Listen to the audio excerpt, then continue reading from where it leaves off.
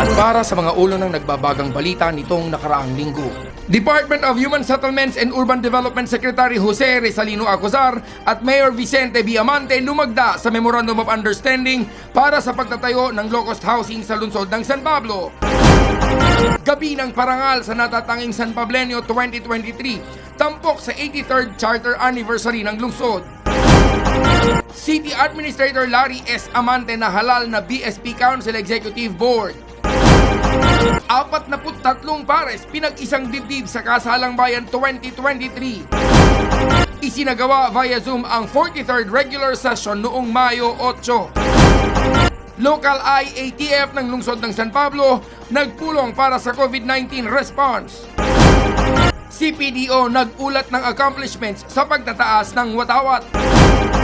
Siyam na karagdagang barangay ng lungsod ng San Pablo dineklarang drug cleared na. At narito ang mga detalye.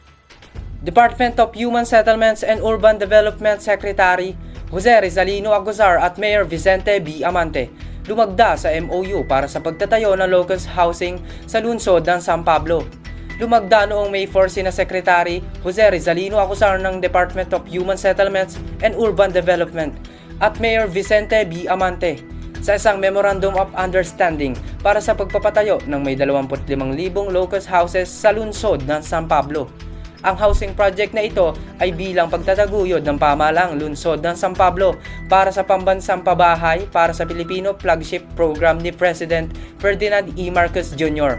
Kasama sa ginanap na paglagda, sina City Legal Officer Agripino Morga, Concurrent City Human Resource Officer Diosdado Biglete, at City Information Officer Enrico Galicia. Justin Glorioso, nag-uulat. Gabi ng parangal sa natatanging San Pablenyo 2023 tampok sa 83rd Charter Anniversary ng lungsod. Isang maningning at makasaysayang gabi ng parangal sa mga natatanging San Pablenyo 2023 ang matagumpay na ginanap noong May 7 sa Palmeras Garden and Restaurant sa pagtataguyod ni Mayor Vicente B. Amante. Ito ay pakikipagtulungan ni na City Administrator Larry S. Amante, Vice Mayor Justin G. Colago at ng sangguniang panglungsod. Ang nasabing parangal ay naging highlight ng selebrasyon ng 83rd Charter Anniversary ng lungsod ng San Pablo.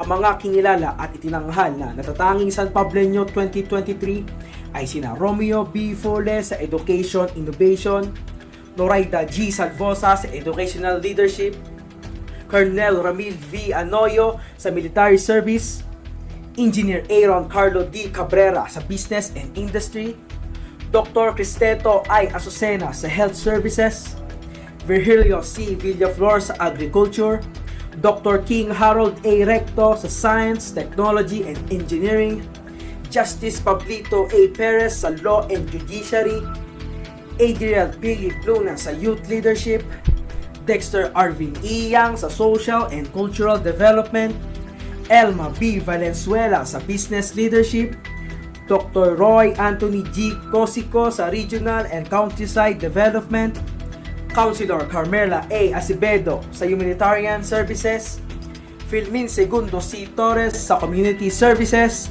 at Dr. Lope Calanog sa Research and Development. Ito po si Wilbert Oceana, nag-uulat. City Administrator Larry S. Amante nahalal na BSP Council Executive Board. Nahalal si City Administrator Larry S. Amante na Council Executive Board ng Boy Scout of the Philippines San Pablo City Council. Kasama sina Paul Michael M. Cuadra, Sigfred I. Pilomar, Filmen C. Torres at Arnel C. Tixon sa ginanap na Annual Council Meeting at National Court of Honor. Sinagawa rin sa nasabing council meeting ang pagbibigay parangal sa mga members para sa mga Commissioner Certificate, Sectional Commissioner, Gold USA, Silver USA, Silver Medal of Merit, Bronze Medal of Merit, Gold Service, at Bronze Service. Ito si Angelo Rojas nagbabalita. 43 pares pinag-isang dibdib sa Kasalang Bayan 2023. Pinangunahan ni Mayor Vicente B. Amante ang Kasalang Bayan 2023 na ginanap noong May 4 sa San Pablo City Multipurpose Convention Center, kung saan 43 couples ang ikinasal.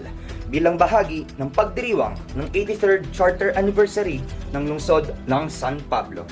Nakiisa rin sina Vice Mayor Justin G. Colago, City Administrator Larry S. Amante, Board Member Yancy S. Amante, Councilors Lou Vincent B. Amante, Christian Dior C. Amante, Carmela A. Acevedo, Buhay D. Espiritu, Richard C. Pavico, Francis A. Calatrava, ABC President Ariston A. Amante, Chief Statistical Specialist Magdalena T. Cerqueña at City Civil Registrar Victoria G. Maloles. Cedric Carandang, nag-uulat. Local IATF ng lungsod ng San Pablo nagpupulang para sa COVID-19 response. Sa atas ni Mayor Vicente B. Amante ay nagkaroon ng pagpupulong noong May 3 ang mga miyembro ng Local Interagency Task Force sa lungsod ng San Pablo upang agarang maaksyonan ang tumataas sa kaso ng COVID-19. Isa sa mga nakitang paraan ng local IATF ang muling pagbabalik ng daily COVID-19 update na inilalabas sa Facebook account ng City Information Office. Pinanukala naman ni Executive Assistant Christine Ann Picazo ang pakikipagtulungan ng Barangay Information Officers para sa malawak na information dissemination sa mga tagalungsod. Hinggil pa rin sa banta ng COVID-19, kasama din ang patuloy na pagpapaigting ng ugnay ng iba't ibang sektor sa lungsod at ang mga miyembro ng local IATF. Nag-uulat, Lloyd Arias. Siyam na karagdaga barangay ng lungsod na San Pablo diniklarang drug cleared na. Siyam na barangay na kinabibilangan ng 2B, 2F, 3B, San Antonio 1, San Ignacio, Santa Maria, Santa Veronica, Santiago 1 at San Lucas 2 ang napadagdag sa mga drug-cleared barangay sa lungsod ng San Pablo sa isinasagawang deliberasyon ng 2nd Regional Oversight Committee on Barangay Drug Clearing Program noong April 17, 2023. Noong December 9, 2022 naman ay naideklarang drug-cleared ang Barangay San Jose, San Pedro, Santiago 2, Santissimo Rosario, San Vicente, Santa Catalina, 1A, 1B, 1C, 2C, 4C at 6A.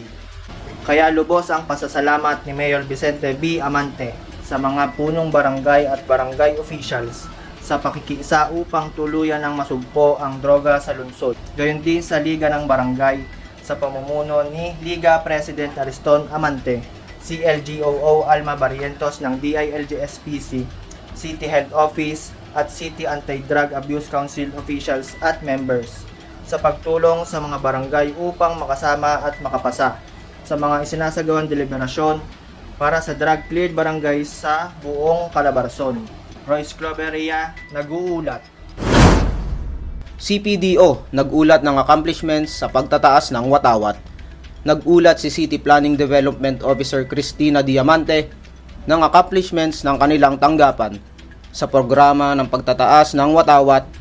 Ayon sa Planning Officer, sa tulong ni na Mayor Vicente B. Amante at City Administrator Larry S. Amante, ay kasama sa shortlisted ng 2023 Search for Outstanding Local Project Monitoring Committee, ang San Pablo City Monitoring Committee, at kung papalarin ay tatanggap ang lungsod ng nasabing award sa darating na June 2023. Fully formulated na rin ang Community-Based Monitoring System at Legislative Agenda 2023 to 2026 at natapos na ang Barangay Socio-Economic Profile ng 80 barangay ng lungsod. Carlo Velasco, nag-uulat. Isinagawa via Zoom ang 43rd regular session noong May 8. Bilang presiding officer ay pinamunuan ni Councilor Carmela A. Acevedo ang 43rd regular session ng Sangguniang Panlunsod. Noong May 8 via Zoom, binigyan ng pagkilala ang Association of Apex Club of Australia at Apex Club of San Pablo City para sa kanilang pagpapatayo ng Barangay Atisan Daycare Center. Idineklara na rin ang May 12 to 18 bilang Apex Australia at Apex San Pablo International Friendship Week. Tinalakay rin ang mga proposed ordinance ni na Councilor Martin Adriano na creating the San Pablo Council for Information and Communication Technology at ang 2022 Comprehensive Tourism Code of the City of San Pablo. Kay Councilor Angelita Iyang naman ay declaring every 7th day of May as City Foundation Day at requiring the use of lead-safe paint in construction, maintenance, and renovation projects. Iron De Castro nag-uulat. Upang manatiling updated sa mga kaganapan at anunsyo sa ating bayan, tutok lamang sa City Information Office. Palaging pakatatandaan na ang lokal na pamahalaan sa pamumuno ng ating punong lungsod, Vicente B. Amante, ay laging bukas at handang maglingkod para sa lahat. Hanggang sa susunod na linggo, ito